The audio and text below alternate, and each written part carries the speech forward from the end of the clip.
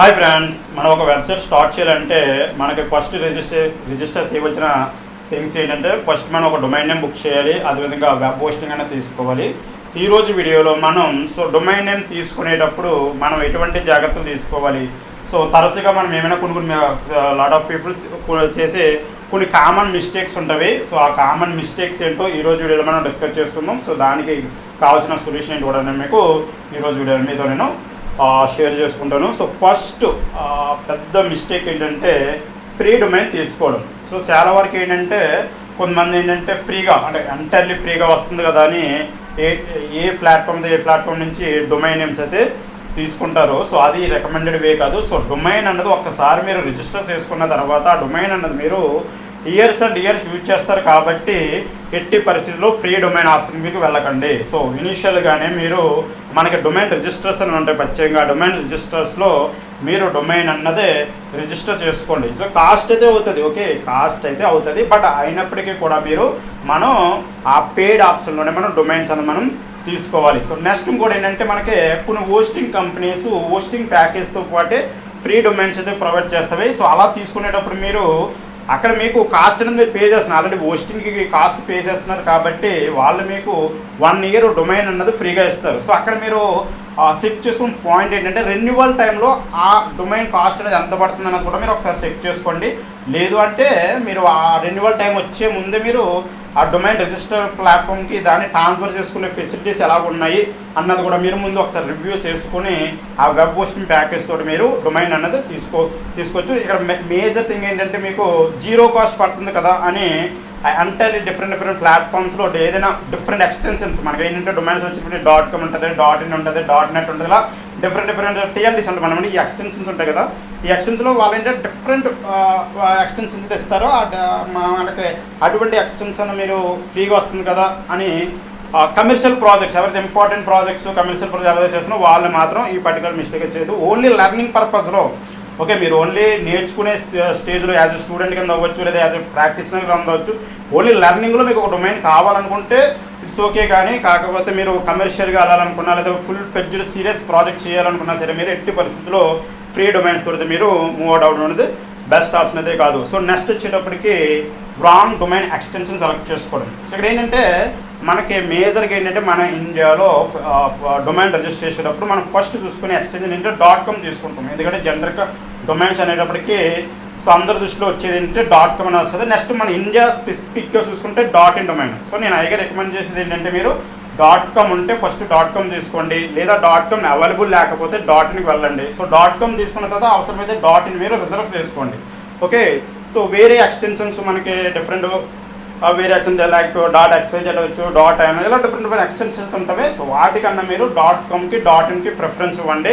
In case మీకు .com .in available లేకపోతే మీ domain నేమ్లో కొంచెం పక్కన ఏమైనా మీ బిజినెస్ రిలేటెడ్ కీవర్డ్స్ యాడ్ చేయడం అటువంటి థింగ్స్ చేసి డొమైన్ అనేది మీరు తీసుకోండి. మ్యాక్సిమం ఏంటంటే .com కానీ .in కానీ తీసుకోవడానికి ట్రై చేయండి.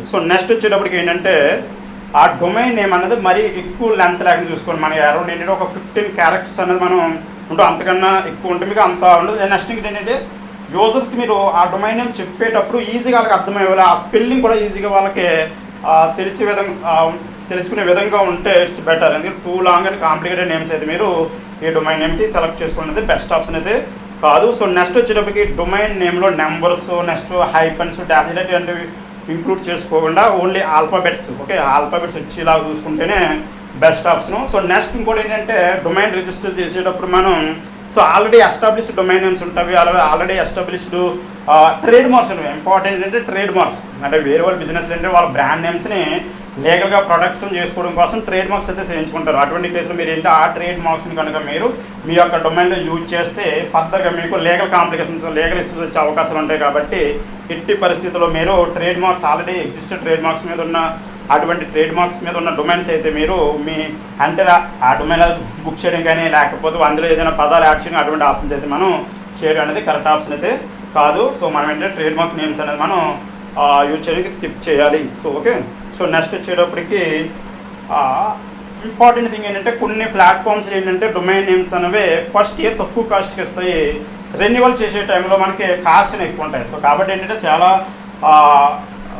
ఈ రిజిస్టర్ కంపెనీస్ ఏంటంటే మీరు డొమైన్ రిజిస్టర్ చేసేటప్పుడు అక్కడ రెన్యువల్ కాస్ట్ కూడా మ్యాక్సిమం చూపిస్తాయి. సో కాబట్టి ఒక్కసారి మీరు డొమైన్ బుక్ చేసేటప్పుడు తక్కువ కాస్ట్ వస్తుంది కదా అని బుక్ చేసేయకుండా రెన్యువల్ అప్పుడు అంటే మన నెక్స్ట్ ఇయర్ ఎంత కాస్ట్ పడుతుంది అన్నది కూడా ఒకసారి చెక్ చేసుకుని డొమైన్ బుక్ చేసుకోవడం అన్నదే బెస్ట్ ఆప్షన్. సో నెక్స్ట్ వచ్చేటప్పటికి మనకి రిజిస్టర్స్. సో మనకి ఈ డొమైన్ రిజిస్టర్ కూడా డిఫరెంట్ ప్లాట్ఫామ్స్ ఉంటాయి. సో ప్రజెంట్ ఏంటంటే నేను పర్సనల్గా అదేవిధంగా క్లయింట్స్ మేజర్గా యూజ్ చేసే ప్లాట్ఫామ్స్ ఏంటంటే ఒకటి నేమ్ సీపు లేదా గోడాడి. ఈ ప్లాట్ఫామ్స్ అనేది మేజర్గా డొమైన్స్ అనేది మనం బుక్ చేస్తాం. సో మార్కెట్లో కూడా మనకు పాపులర్ ప్లాట్ఫామ్స్ చాలా మనకు డిఫరెంట్ ప్లాట్ఫామ్స్ అయితే ఉంటాయి. ఏంటంటే మీరు ఏదో ర్యాండమ్గా డిస్కౌంట్ ఇస్తున్నారు కదని ఏ ప్లాట్ఫామ్ ఆ ప్లాట్ఫామ్స్ చేసేయకుండా సో మనకే ట్రస్టెడ్ అంటే ఆల్రెడీ మార్కెట్ షేర్ దేనికైతే ఎక్కువ ఉంది. సో అదేవిధంగా ఎక్కువ మోస్ట్ ఆఫ్ ది పీపుల్ ఏ ప్లాట్ఫామ్లో చేస్తున్నారు అన్నది మీరు దృష్టిలో పెట్టుకుని అటువంటి ప్లాట్ఫామ్ నుంచి మీరు డొమైన్ తీసుకుంటే బెస్ట్ ఆప్షన్. నెక్స్ట్ వచ్చేటప్పటికి ఏంటంటే ఇక్కడ డొమైన్ తీసుకున్న తర్వాత ఒక్కొక్కసారి మనకి ఎర్రర్స్ వస్తాయి. మనకి ఇక్కడ డిఎన్ఎస్ ప్రాపగేషన్స్ అవ్వచ్చు.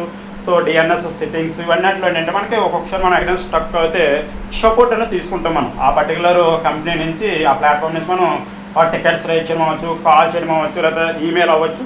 వీటికి వాళ్ళు రెస్పాన్స్ ఎలా ఉంటుంది, అసలు రెస్పాన్స్ ఇస్తారా, అసలు సపోర్ట్ టీమ్ ఎలా ఉందో అవన్నీ కూడా మనం ఒకసారి క్రాస్ చెక్ చేసుకోవాలి. మరి ఇవన్నీ మనం ఎలా తెలుసుకోవడం, ఎలా ఒక కొత్త బ్రాండ్ మనకు తెలిసింది. సో దానికోసం మనం తెలుసుకోవడం అంటే మీరు ఒకసారి ఆ బ్రాండ్ గురించి గూగుల్లోకి వెళ్ళి లేదా యూట్యూబ్లోకి వెళ్ళి రివ్యూస్ అనేది చూడండి. ఓకే, రివ్యూస్ చూస్తే కస్టమర్ ఎక్స్పీరియన్సెస్ అనేది మనకి డిఫరెంట్ ఛానల్స్లో డిఫరెంట్ బ్లాగ్స్లో మనకి వస్తాయి. సో యాక్చువల్గా ఒక పాపులర్ అయితే లాట్ ఆఫ్ రివ్యూస్ అని మీకు దొరుకుతాయి. సో ఏదైనా ఒక బ్రాండ్ న్యూ అయితే మీకు రివ్యూస్ దొరికే అవకాశం తక్కువ ఉంటుంది. కాబట్టి సో నేను ఐగా రికమెండ్ చేసేది ఏంటంటే రిప్యూటెడ్ ప్లాట్ఫామ్ నుంచి మీ డొమైన్ అనేది తీసుకుంటే మీకు ఈ పర్టికులర్ సపోర్ట్స్ అవ్వచ్చు, లేకపోతే కాల్ సపోర్ట్ అవ్వచ్చు, ఇవన్నీ కూడా మనకి రిప్యూటెడ్ ప్లాట్ఫామ్స్ నుంచి వస్తాయి. కాబట్టి మీరు మస్ట్ అండ్ షుడ్గా మీ డొమైన్ తీసుకునే ప్లాట్ఫామ్ అనేది రిప్యూటెడ్ కాదనేది ఒకసారి చెక్ చేసుకోండి. ఈ పర్టికులర్ మిస్టేక్స్ మీరు మీ యొక్క డొమైన్ రిజిస్టర్ చేసుకున్నప్పుడు తీసుకుంటే ఈ పర్టికులర్ కేర్ థింగ్స్ తీసుకుంటే మనకి మీ డొమైన్ అన్నది మీకు సేఫ్ ఉంటుంది. నెక్స్ట్ ఇంపార్టెంట్ థింగ్ ఏంటంటే ఎప్పుడైతే మీరు మీ డొమైన్ మీరు రిజిస్టర్ చేసుకుంటే ఓకే, లేదా మీరు ఏదైనా ఒక ఏజెన్సీ దగ్గరికి వెళ్ళి లేదా ఒక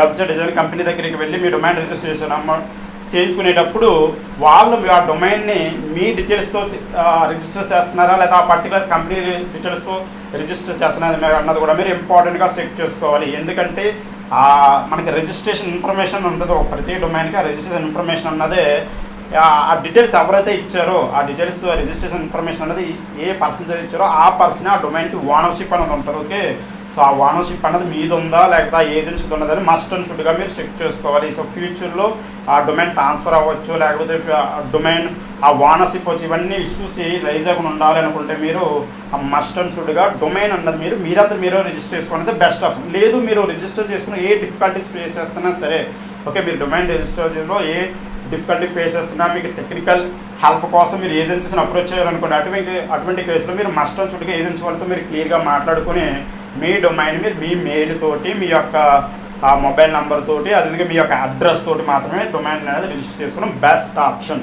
ఓకే, సో మీరు మీ యొక్క డొమైన్ రిజిస్ట్రేషన్లో ఏ టెక్నికల్ హెల్ప్ కావాలనుకున్నా లేదా వెబ్సైట్లో కావచ్చు, వర్డ్ప్రెస్లో కావచ్చు, మీకు ఏ టెక్నికల్ హెల్ప్ కావాలనుకున్నా సరే మీరు నన్ను సంప్రదించవచ్చు. నన్ను కాంటాక్ట్ చేయడానికి కావాల్సిన డైరెక్ట్ వాట్సాప్ లింక్ అన్నది నేను కింద డిస్క్రిప్షన్ ఇస్తాను. అక్కడ నుంచి మీరు నేను ఒక సింగిల్ క్లిక్లో కాంటాక్ట్ చేయొచ్చు. Okay, thank you.